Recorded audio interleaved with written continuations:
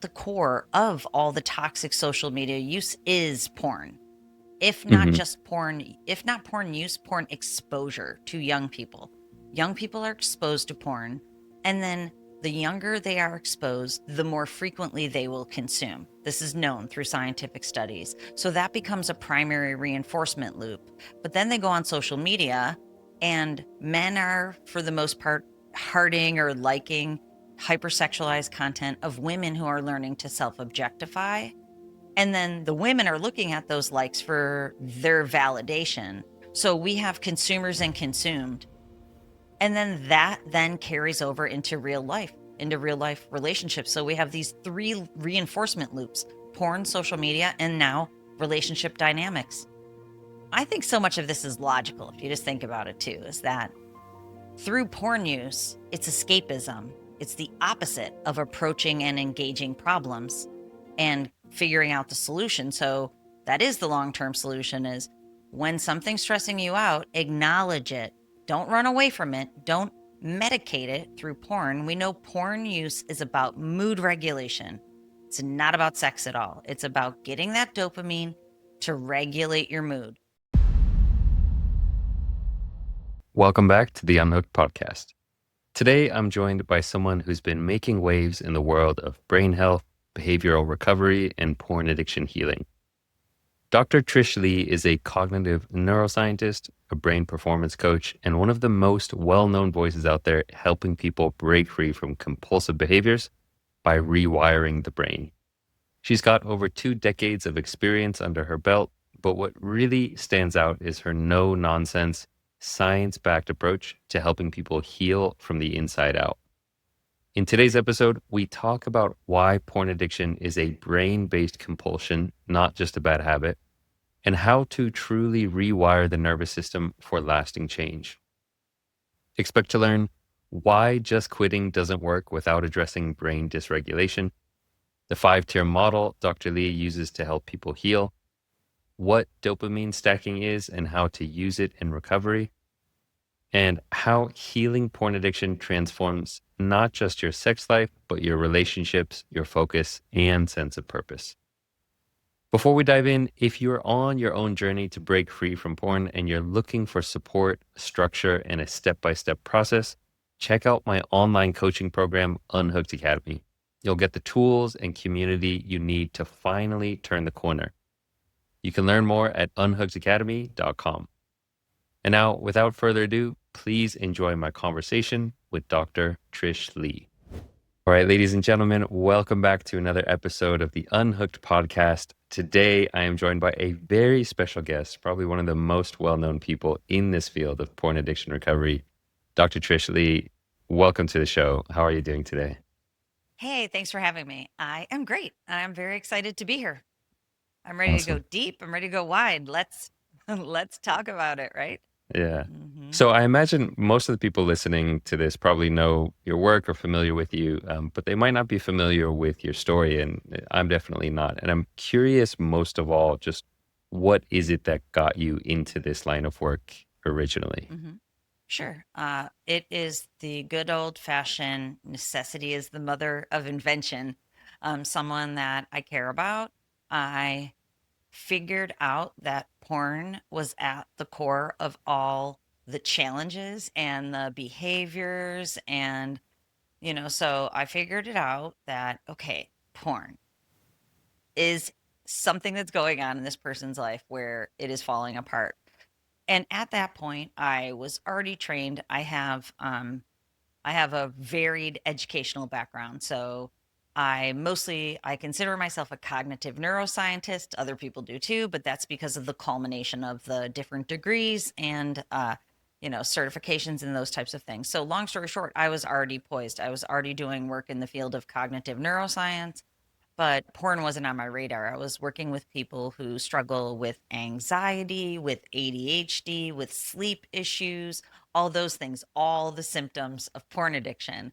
So when I find out that this person watches porn, he ended up telling me, I was fascinated. I couldn't let it go. And But then I was terrified because I realized the magnitude of this, of porn consumption on a person's life. So let me be Mm. really clear on that.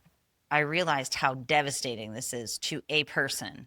Then I realized how devastating it is to the vast majority of people and their relationships.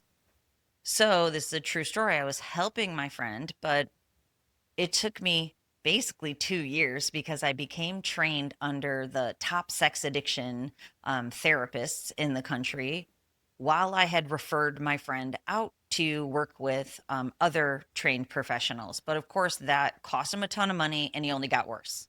So, he's still in my life. So then he comes back and I'm like, he's worse than ever. But then I had kind of leveled up my training even more. But I made one video and it was sitting up here in my office. I made a video and I've always had a YouTube channel on brain stuff. Brain Rewire Mm. is what I called it. I made a video and I put it on a separate YouTube channel. And so 3 months later, this is a true story. 3 months later, I get a notification. Your video has been viewed 4 million times or whatever it was. And I'm like, what video? I go into all the brain ones, there's 322 views, how that goes. And I'm like, what video? And then it dawns on me. It's the porn video. And I don't say anything of content. It's still there. It still lives on the internet. It's just me saying, don't watch porn. It damages your brain. It ruins your relationships. That's all I say. And underneath that video, a whole bunch of people put comments asking me to make more content and Mhm. asking me to support them. And I started making consistent content. And I said to my husband, I'm like, I am into something that I don't think you're going to, appreciate. And, do you want me to tell you? And he goes, nope, because he knew he'd shut me down. And then I'd be in the midst of, but that was like in October, I think that was. But on New Year's Day, I told him because I don't keep things to myself, like, and it was already named Passion Project on my Google Drive, which I love every time I see it there now. But it was those first, honestly, I really give a lot of credit to those first commenters, because if they would have shut me down and said Right. nasty things, I probably wouldn't have shown up for the long haul of a cause. Wow. Wow. What an incredible story that going through this process of helping your friend and then just posting one random video and getting that Mhm. feedback. Was Pretty there a cool, right? And moment? Yeah. I will tell you though, my friend who struggled for decades without help, struggled for years with expensive help. Mm. He was free from porn just a couple short months later once I had figured it out. That's really what inspired me because in all the work I'd been doing, all that had to be done was it angled at porn. That's the cool thing. It was already all there. It just had to be pointed. So that's why I was so excited with myself, where I'm like, I'm already completely prepared. And then I double down. I work on brain regulation, which that's the first and foremost neurological regulation. We know that from science. It's like a crack under the surface that happens in a person's nervous system. Mm. So once I just got the confidence that I already knew what I was doing, that's when I just doubled down and it was, game over for his porn addiction just a few months later. And literally his life is now a 180. It's so much, it's better than it ever would have been without, Mm. being able to recover and move on. What was the key missing ingredient? I mean, you had sent him to all these different places, these expensive treatment centers, and it wasn't working. What was the thing that you Mhm. It, realized was the? it's the brain aspect. It's the fact that if you're dealing with a dysregulated nervous system and you go to have all of these behavioral strategies put in place, which of course I give people that too. But the first and foremost, I use technology, EEG, QEEG, it's called. I can read how a person's brain is performing. I can see how far away a person's brain is operating from the optimal performance pattern, which is Mhm. all scientifically known. Since then, I've actually been doing studies to identify and get into the scientific literature the brain pattern for porn addiction, which I have with a very large set of brains because now I've seen thousands of them. Yeah, So when exciting I stuff. identified where the dysregulation is in his brain, then I actually now have developed unique protocols using technology to be able to, it's like a workout for the brain to be able to help the brain get back to the optimized version. And the reason I was saying that his life's better than it ever was is because most people find porn in their youth or their adolescence when the brain is developing. Brains develop until 28. So that means his brain never actually fully developed.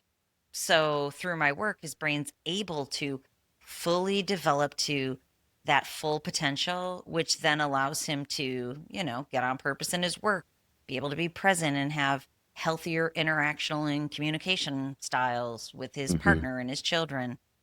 Everything goes up when your brain works better. But it was Yeah. that's the missing piece. So many people go to practitioners, and I consider um my strategy to be a 5-tier or 5-pronged strategy. Neurological, which is the brain, then biological, which of course is the body, psychological, which is the mind, social within the context of social relationships, because porn use is relational. We should probably talk about that. And lastly, it's a spiritual journey or a transformational journey. So you Mm. have to hit all 5 of those or something's missing. Yeah. Beautiful. I definitely want to dive into the different tiers and also some of the neurofeedback stuff that you do. But I want to Hmm. explore just a little bit of your story, this turning point in your life where, you were working with anxiety, you're working with the brain, and then you posted this video, got millions of views, and you made this shift. Was it ever uncomfortable for you to step into this publicly? I mean, what was that experience like for you? Very much so, very much so. Where I literally sat in the blue chairs that are behind me and I pensively sat there like, am I doing this? Because I told you, I called it my passion project. It's hidden on my Google Drive. I have 5 children. I'm like, am I gonna like work on porn even though my 5 kids are gonna have to deal with a mom who's talking about porn all the time? The porn lady. Honestly, Yeah. yeah, my parents could never say the P word ever. So I'm like, okay, I'm gonna tell my parents that this is my new line of work. And you know what?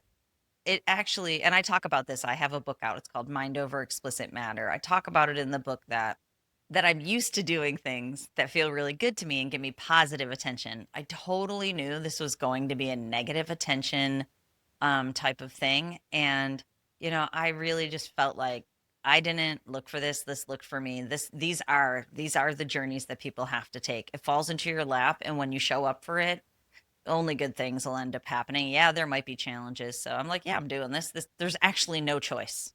What, sitting in the chairs, I'm like, there is no choice. It's a calling.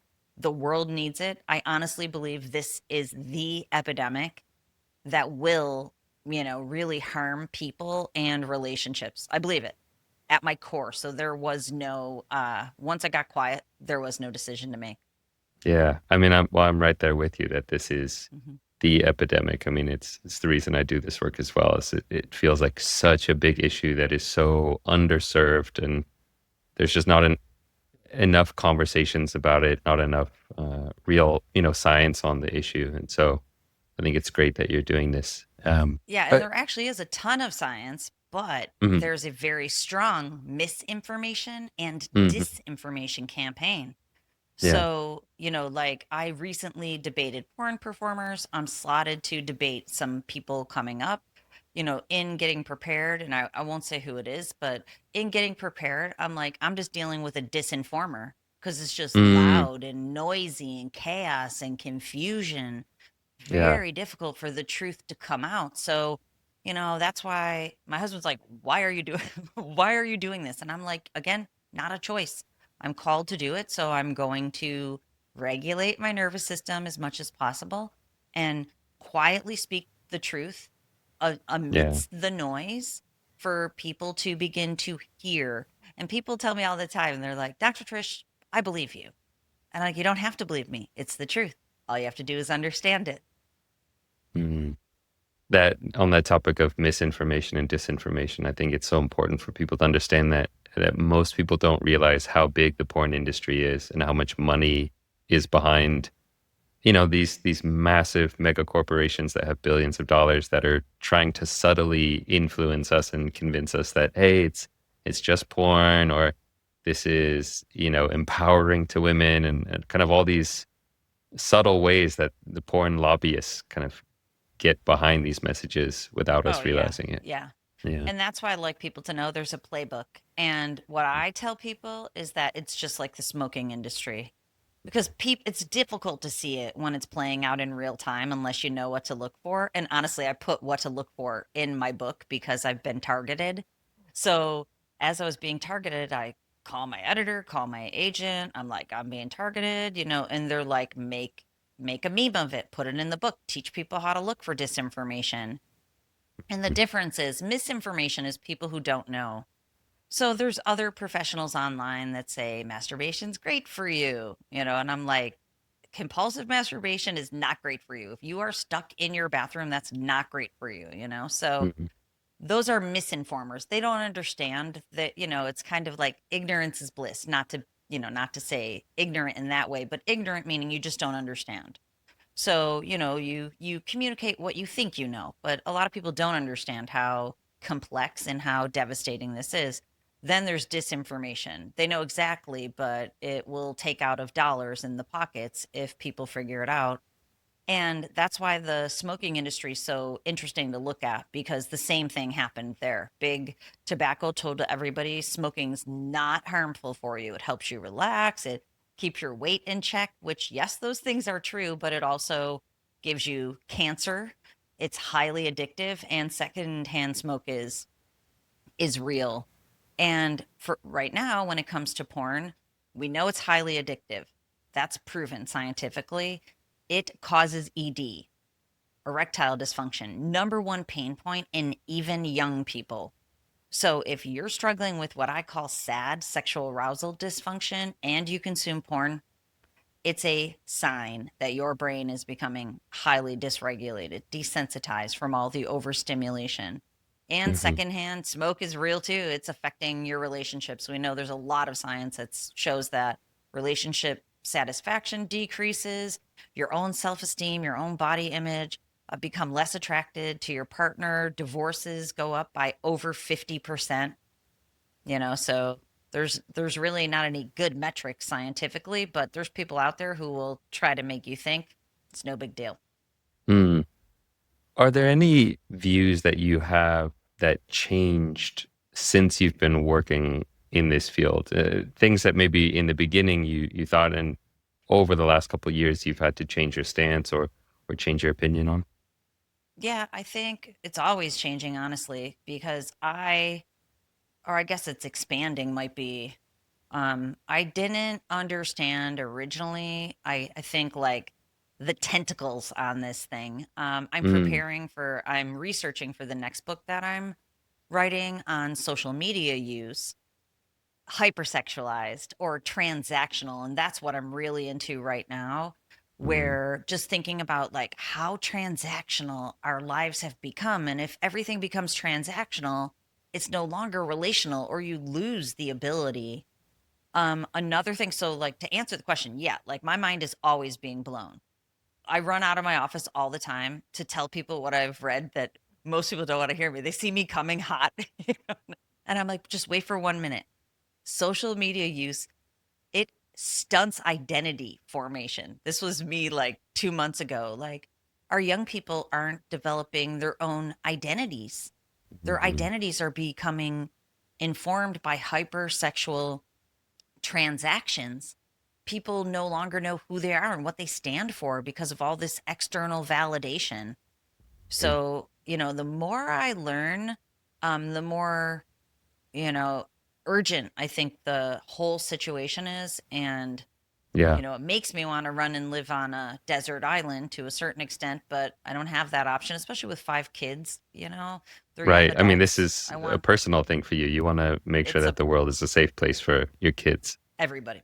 Yes. Yeah, yeah. And I think that's, the porn epidemic is kind of the big one that nobody's talking about. But then, as you say, the tentacles of that, the social media and just what social media and this kind of phone-based generation is doing to all of us and to our brains.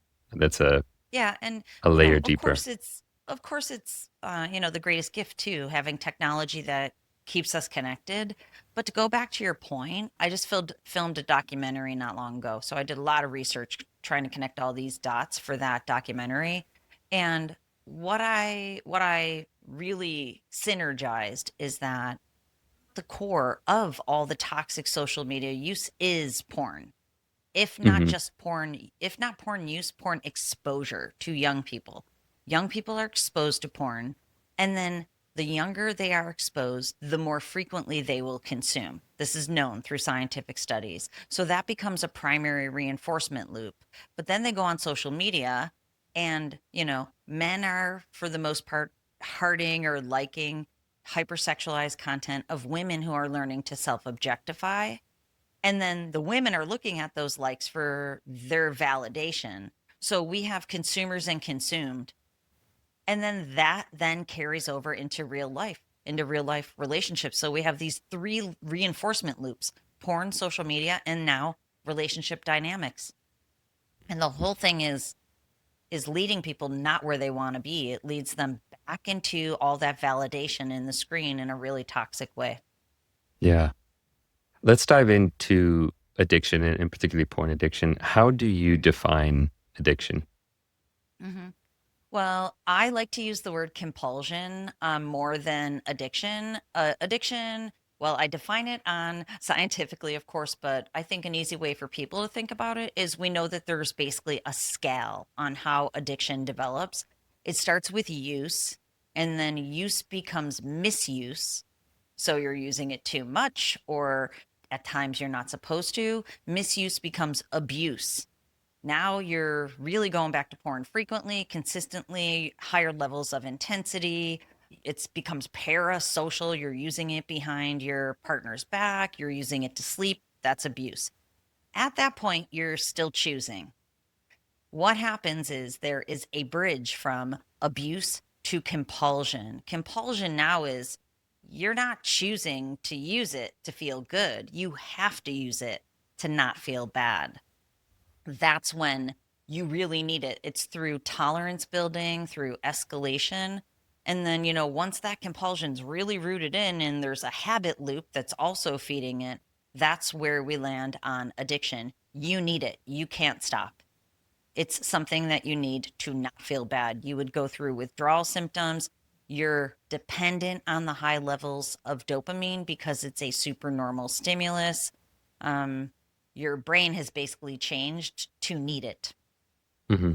If someone comes to you and they're on the fence and they're saying, I think this might be an issue, but I'm not really sure. I kind of use it sometimes. Like, how do you help them make that delineation of whether or not it's unhealthy, problematic, compulsive? Yeah, well, there's no healthy use, just to be really clear first, is that there's studies that show even at one time per month of porn consumption, it still dysregulates the brain and can have that snowball effect of all the behavioral issues or I didn't even tell you all of them, but some of them I've already outlined.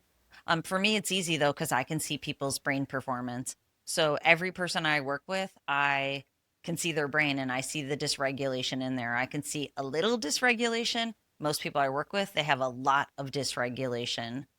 But again, it goes back to people's lives too. Like, even if you're consuming it, well, I'll give you a couple easy ways people can tell. If you've had a history of consistent or frequent use, if you do have a compulsive masturbation habit and you're trying not to watch porn, because this is the most likely scenario. A person says to me, I haven't watched porn in 2 years. And I'm like, okay, then I'll dive in. Because if you used it before that, the compulsive piece is likely in there. So then when I dive into the conversation with the person, yes, indeed, they are getting dopamine hits from other hypersexualized behaviors like social media use or like lusting or dating apps or other streaming types of services. They're actually feeding the beast in other different ways, but they haven't been on porn proper. And this is a Hmm. denial mechanism, and you know how that goes. So that's one thing. And then if a person has sexual arousal dysfunction, sad, their brain is definitely still impacted. It's still dysregulated, no matter if you haven't consumed porn in 10 years. That's what people tell me. I haven't watched porn in 10 years, but I've had ED that long. Well, let's dive in and look. The dysregulation's there.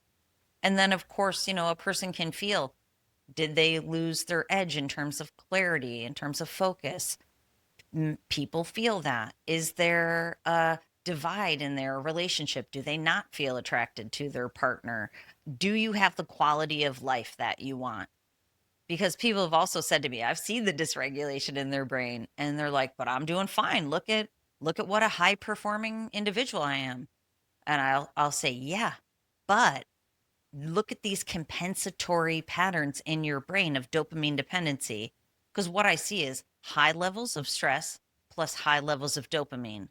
And they will, normalize sometimes. That's why people use porn. They're all stressed out. They get their hits of dopamine to get through their day. Why do you, So, this topic of high functioning people, high performers, very intelligent people, it's very common for them to be struggling with porn addiction. Is there some correlation between that type A overachiever mentality and addiction? yeah, absolutely. And it's like I just said, I can see underlying stress activation and not so underlying stress activation. I call it strained brain. So, strained brain is a brain that's running too fast and too slow, wired and tired, stressed out, exhausted. And that is a brain pattern that comes with a lot of high achieving people. They're always on. Their brain forgets or loses the muscle memory of how to turn itself off. And part of it is also, it's largely reinforced by porn use too, because again, going back to what I said, if you're 12 years old and you start using porn to turn your brain off, it never learns how to turn it off by itself. That's what neurological regulation is. That's what self regulation is. Self regulation is I get done working for the day. First of all, I didn't overwork all day long. So that will really strain your brain. But I get done working for the day and I go downstairs and I'll hang out with my family and just chill for an hour. I don't have to do anything. I'm letting all the energy in my brain come down, letting that, you know, high, fast energy. This is what peak performers don't do. And porn is perfect for them because they don't want to put substances into their body because a lot of times they see that as harmful, but don't understand the harmful effects of porn. If somebody then is listening to this and they've made that decision of, okay, this is really impacting my life, it's impacting my relationships, I can see the harm it's causing on a day-to-day basis, where do you have them get started? Like, what's the first step for healing or recovery? For me, I committed to seeing what people's brains are doing. So it's a QEEG brain map. And the reason I'm saying that is I also offer a digital program, which thousands of people have successfully taken. So a digital program is a masterclass that people walk through themselves. And in there, I teach people how to use technology. Not, I have my own app, Dr. Trish Leigh, and I use a piece of hardware with my own software. But that hardware comes with its own software. But long story short, in the masterclass, I noticed people were still there 1 year later, right? You know what I mean? But they're successfully overcoming it, but it was taking them too long. So that's when I committed to. I'm going to look at every person's brain and show them so they know the levels of dysfunction and so do I. So that if a person goes into the master class, I can tell them exactly what they need to do. Since I did that, everybody's getting better more quickly. So Mhm. to sum that up is I want to see how a person's brain is performing, the areas and the levels of dysfunction and exactly what the road back to healing is. I guess what I'm curious about is like if someone can't join one of your programs, if they can't afford the masterclass, Mhm. like what can somebody do if they're in the remotest kind of part of the world and they're just like, I Uh-huh. want to break free from this? Are there practical things that Yeah. they can start to Yeah, do? Like, that's why what I are wrote the the book. first couple steps? Uh-huh. She's right over here. That's why I wrote, honestly, that's why I wrote my book. It is, Yeah. it's a great resource to everything I teach in my masterclass is in this book, actually more. So it was really important to me. The story on the book, which I think is a really fun story too, is that, I've had a podcast for a long time, YouTube. a literary agent reached out and he's like, "Have you ever thought about writing a book?" And I'm like, "As a matter of fact, I have one completely written. I was going to put it on Amazon myself." And he got me a contract with HarperCollins. So now it's available wherever you buy books. And it's been on sale on Amazon too. So it's a very affordable way to pick up the formula. Mm, And in the formula, first I lay out, all the science, all the science behind what is happening. And people really appreciate that. I've gotten a lot of feedback about the book. And then I walk you through Unwire, Rewire, Hardwire. And this is kind of the way that I think about it, is that you need GPS on this thing. You can't just like start, walking and try to figure this out yourself. It's very complex. It's deep and it's wide, like I originally said. The book lays out the GPS. When people work with me with the technology, that's like one of those super highways that has the fast lane. You have to pay money to be in that fast lane so you can get mm. where you want to go faster with less, obstructions. But the book is GPS, but it's like taking the back roads. You're still going to get there and you might have to put a little bit more effort in, but the whole formula's in there. What would you say is the hardest thing that people have to face in recovery? I think the most difficult things, I would actually probably say for each of those three phases, unwire, rewire, and hardwire, there's a very difficult thing in there. And I'll tell you what they are. Number one, in unwire, being able to get over those urges and cravings that you'll feel when you stop watching. Those are withdrawal symptoms. They're very real. There's actually a section in the book that says withdrawal is real because a lot of people don't understand how challenging withdrawal can be. That's one of the benefits of working with me. When we're using the technology, it can reduce or eliminate withdrawal because we're changing your brain, we're rewiring it as you're unwiring it.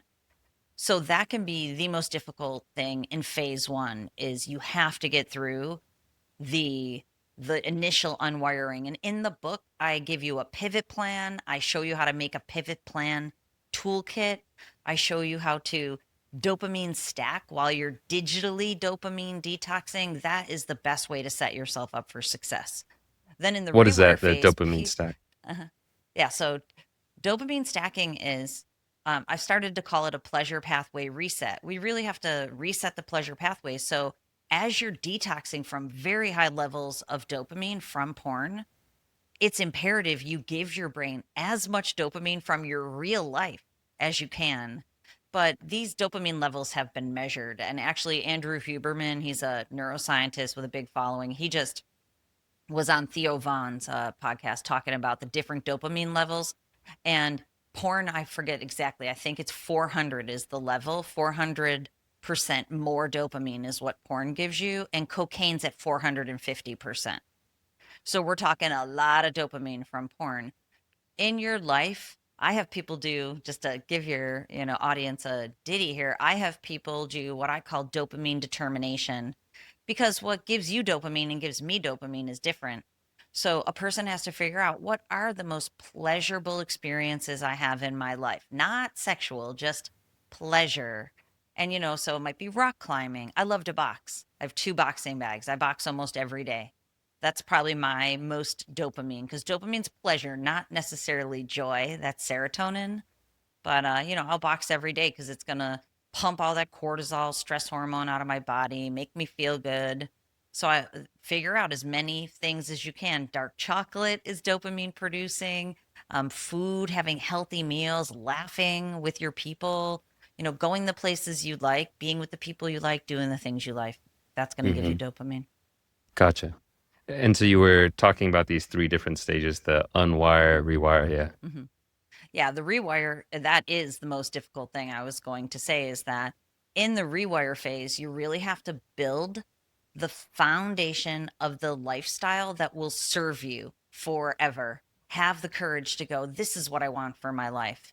Even though my mom might not want that for me, or my brother or my girlfriend, like figuring out what do you want, and you have to build this foundation that you will protect for the rest of your life. And that, requires courage. It requires discernment, really figuring out what does the life that serve you look like? And it's going to be filled with dopamine producing activities, right? It's going to be filled with joy. So it's the happiness trifecta, we call it.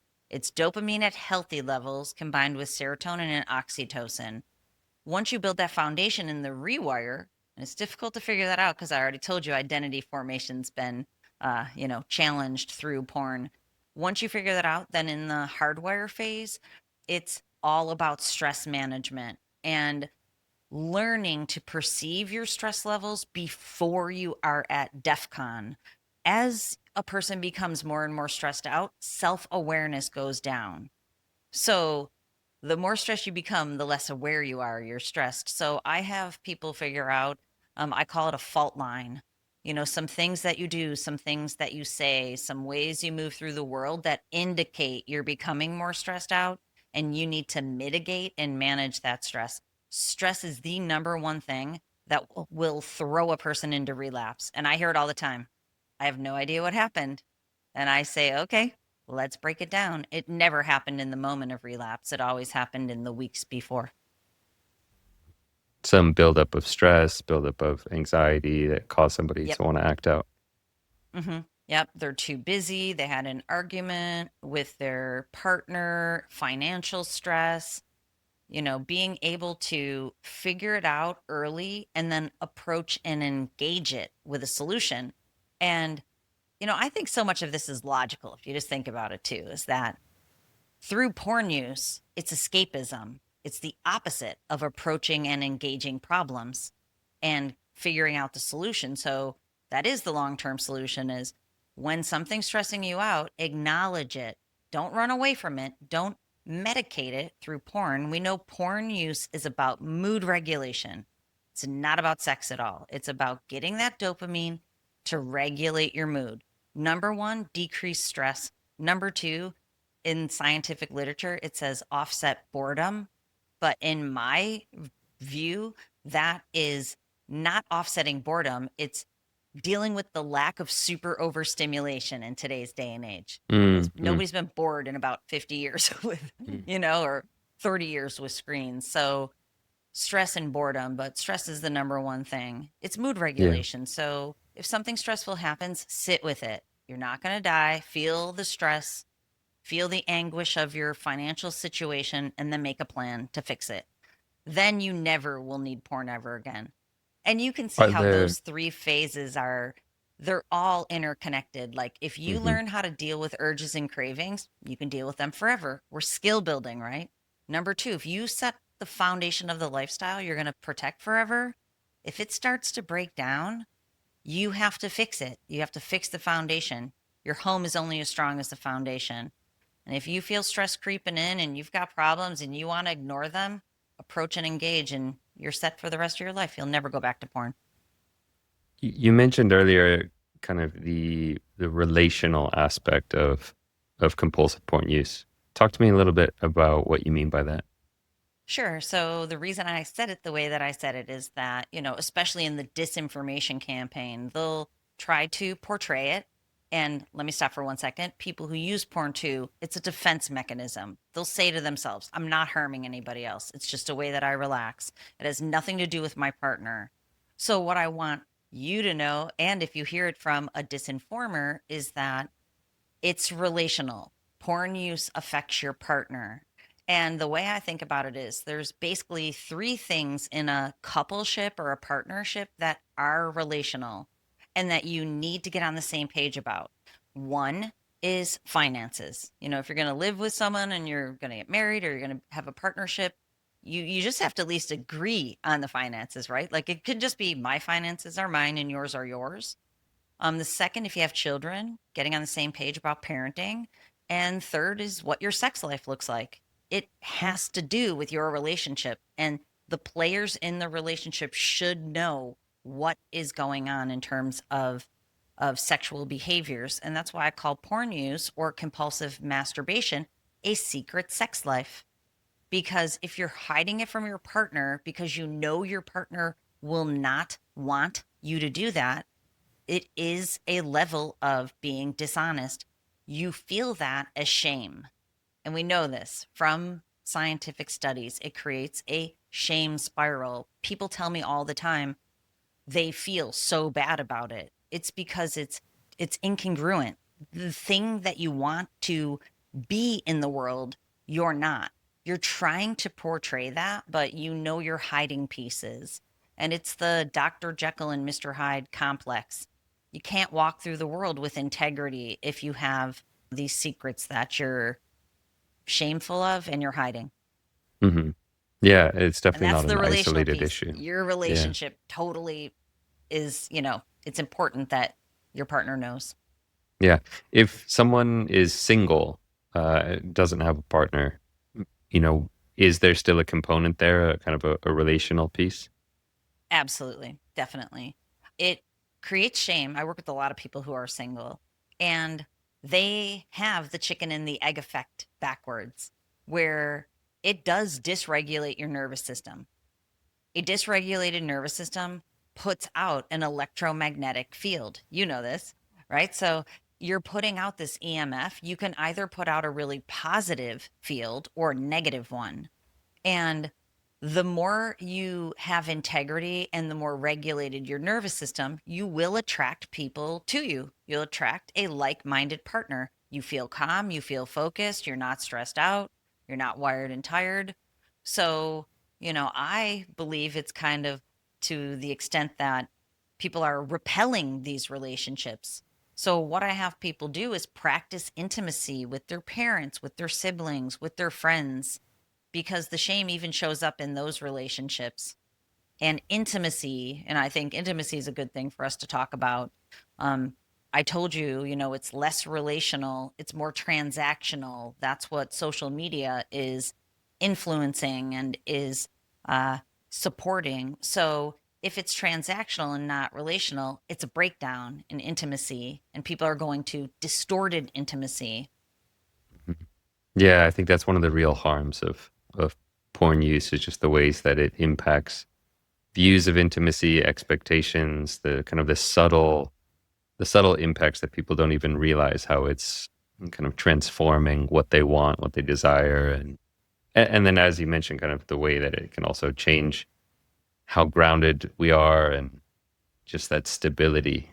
And I think people can feel that even if you're single, if you're looking for a partner, but you're using porn, it can dysregulate you. Given what we've Yeah. talked about, with the explosion on social media of sexualized content, things like OnlyFans bleeding into Instagram, thirst traps, um, what keeps you hopeful when you see how widespread this issue has become? hmm is that, people inherently are very intelligent, and people's nervous systems inherently want to be regulated. And, I bring it back to the smoking industry. I was so fascinated by how did smoking ever fall off? If there was such a strong disinformation campaign and everybody smoked. Like I think it was 1962 where smoking was at its peak. Everybody smoked and it was just completely normalized. Each individual, that's how it ended. People just began to accept and understand, quote unquote, believe. They began to understand how addictive smoking was, that in fact it did cause cancer and the secondhand smoke part. So we are now experiencing where individuals are understanding this is highly addictive. I thought it was harmless. I now see, especially, I think that word compulsion helps people. That's why I use it. It's very difficult to admit to yourself you have an addiction, but to recognize you have a compulsion, you need this thing. You're not choosing it, it's making you do it. That can be really eye-opening, but, it's gonna come down to every individual stepping away because they know it's addictive. It's giving me ED. That's the main thing that's gonna happen. It's already happening. You know, 20-year-olds who have ED, they're going, "No, I am not having ED for the rest of my life."